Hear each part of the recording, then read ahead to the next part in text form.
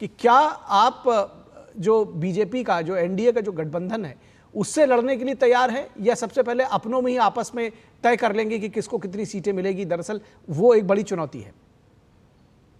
देखिए, सबसे पहली बात यह है, कांग्रेस को किसी भी गठबंधन की जरूरत नहीं थी, फिर भी गठबंधन किया गया। और गठबंधन भी उन दलों के साथ किया गया जिनमें कई ऐसे दल शामिल हैं जो एक तरफ तो कांग्रेस की हार देखना चाहते हैं हर मोर्चे पर, ताकि उनको फायदा मिले। जैसे अब आप देख ही रहे हैं कि यूपी चुनाव में समाजवादी पार्टी के साथ हमारा किस तरह तालमेल चल रहा है, और महाराष्ट्र में आकर वो किस तरह की बात कर रहे हैं, किस तरह से हमने नेशनल कॉन्फ्रेंस के साथ मिलकर चुनाव लड़ा, और अब हम वहां पर बाहर से समर्थन दे रहे हैं। जबकि जम्मू कश्मीर में नेशनल कॉन्फ्रेंस के साथ समझौते का नुकसान हमें हरियाणा में भी भुगतना पड़ा, क्योंकि हरियाणा में हमसे पूछा गया कि भाई वहां तो आपकी पार्टी धारा 370 और 35 से एक ही बहाली का वादा कर रही है, जबकि वो वादा हमारी सहयोगी पार्टी का था। तो हमें गठबंधन के नुकसान ज्यादा हैं, फायदे कम हैं, और इस बात को कहीं ना कहीं हमारी पार्टी के जो रणनीतिकार है वो समझने की कोशिश नहीं कर रहे, या अपने निजी स्वार्थ में उस चीज को देखना ही नहीं चाहते। निश्चित तौर पर वहां पर महाअघाड़ी विकास दल में जितने भी दल हैं वो सब अपनी सीटें बढ़ाना चाहते हैं, और सबका एक ही नजरिया है कि कांग्रेस की सीटें कम से कम की जाएं। यानी कि सिर के निशाने पर कौन है? केवल कांग्रेस है। ये बात हमारी पार्टी को समझनी पड़ेगी, और मैं समझता हूँ कहीं ना कहीं भारतीय जनता पार्टी की रणनीति का भी एक पार्ट है। जैसा वो चाहती है गठबंधन के अंदर, कांग्रेस गठबंधन के अंदर, वैसा ही हो रहा है। तो हमारी पार्टी को समय के साथ बदलना होगा, और अपनी रणनीति के हिसाब से पार्टी को जो नुकसान पहुंचाने वाली चीजें हैं उन पर लेकिन ये बदलते हुए दिखाई नहीं दे रहे हैं आप लोग तो। दरअसल ऐसा तो है नहीं कि अखिलेश यादव का साथ छोड़ रहे हैं। यूपी में उनकी जरूरत है, तो कहीं पे जरूरत है, कहीं पे आप उनको साथ नहीं लेकर आना चाह रहे हैं। रणनीति कैसे चलेगी? और जो आपकी बात है उससे साफ नजर आ रहा है कि आपके गठबंधन में इसका मतलब फूट है। निखिल भाई, फूट तो पूरे देश को दिखाई दे रही है। मतलब नेशनल कॉन्फ्रेंस में हमारी सरकार के मंत्री भी होने चाहिए थे, हम बाहर से समर्थन क्यों देती? पूरे देश को दिखाई दे रही है। हमारी पार्टी के आंख बंद कर लेने से परिस्थितियां नहीं बदल जाएंगी। हकीकत यह है कि कांग्रेस पार्टी के कुछ रणनीतिकार, जिनका जमीनी स्तर की राजनीति से कोई लेना देना नहीं है, वो अपनी रणनीतियों से पार्टी का बंटाधार कर रहे हैं। बढ़िया है। दरअसल आपकी बातों से कांग्रेस के जो दरअसल जमीनी कार्यकर्ता है, आप जैसे लोग हैं, उनकी जो मनोदशा है या जो दीनहीन स्थिति है, मैं कहूंगा, वो साफ परिलक्षित होती है। कहीं ना कहीं जो पार्टी का कैडर है, उनके साथ में जो आपका नेतृत्व है, उनका कोई तालमेल नहीं दिखाई देता। मैं तो आपकी बातों से यही जो एक इन्फेरेंस ड्रॉ करूंगा कि दरअसल आप लोग कुछ चाहते हैं, पार्टी उसको समझती नहीं है, अखिलेश यादव के हाथों में नाच रहे। कहीं किस तरह से आप लोग बताते नहीं अपने नेतृत्व को? निखिल भाई, हम सारी चीजें बताते हैं, लेकिन क्वेश्चन वही आ जाता है कि बिल्ली के गले में घंटी कौन बांधेगा।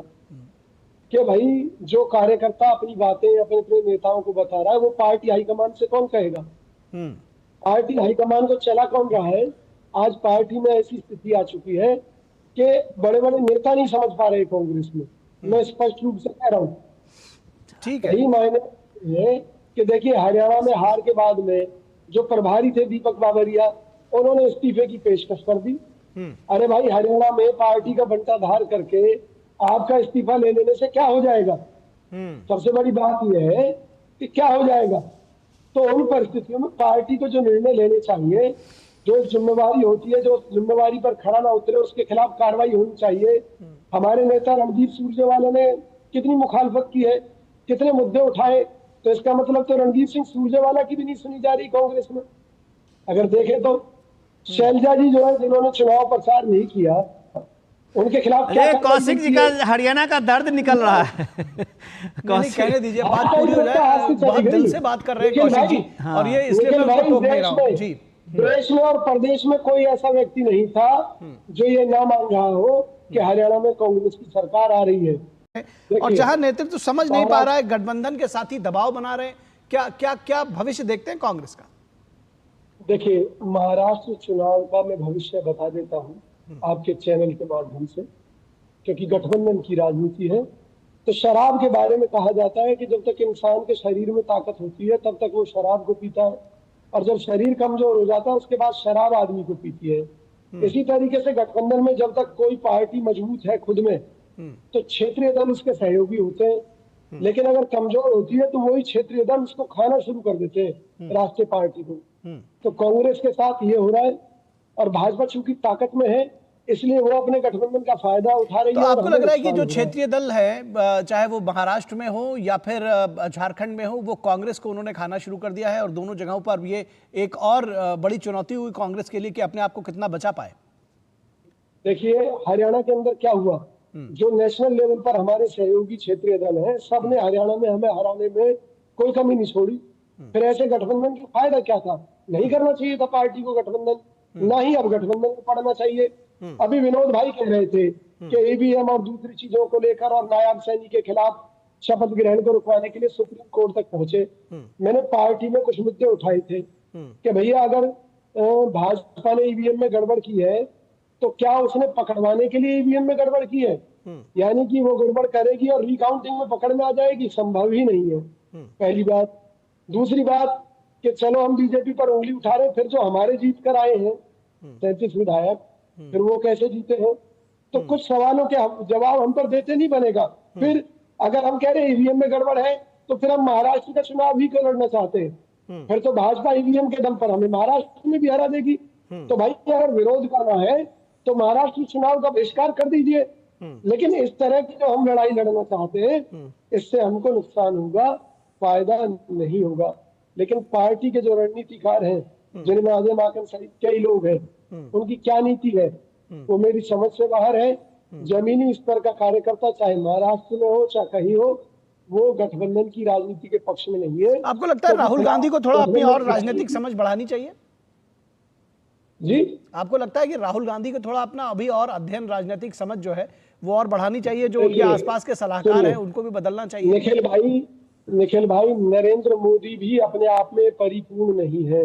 नहीं, परिपूर्ण तो कोई व्यक्ति नहीं होता परिपूर्ण, लेकिन जब आपका जिस व्यक्ति से मुकाबला है, आपने नरेंद्र मोदी का नाम लिया, आप जो सारी बातें बता रहे हैं उसी के मुताबिक मैं कहूं तो उनके सामने कहीं टिकते नहीं दिख रहे। निखिल भाई, मैं उसी बात पर आ रहा हूँ।